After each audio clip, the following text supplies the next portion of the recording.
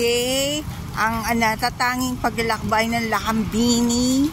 Ayan, kita nyo umaambon gabi at nandito sa Esplanade. You know this place, Esplanade. May mga ganyan-ganyan pa oh. Gusto ko lang ipakita sa inyo na ang buhay ng Malaya walang nakakasaklaw. Yan po yan, kahit magkaroon pa ng mandatory vaccine, gagawin mo ang gusto mo, maglalakbay ka, maglalakwatsa ka, magtatrabaho ka, para may makain ka. Yan po yun, no? Yan, no? Walang vaccine ha. Yan. Dahil, pag nagpa-vaccine kayo, alam nyo kung na mangyayari sa inyo. Dahil may compensation, naka-ready na ang mga ataol na mura. Kagaya ng mga karton. O, diba? O kaya plywood.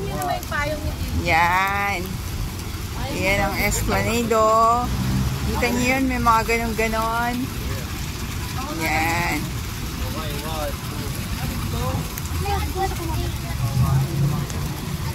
Pero, yan. Mag-start na tayo ng flyering. Mamimigay ulit tayo. Sana po may mga mag-join. Pero kung hindi naman, ang Lakambini ay representante ng mga anak ng bagong katipunan.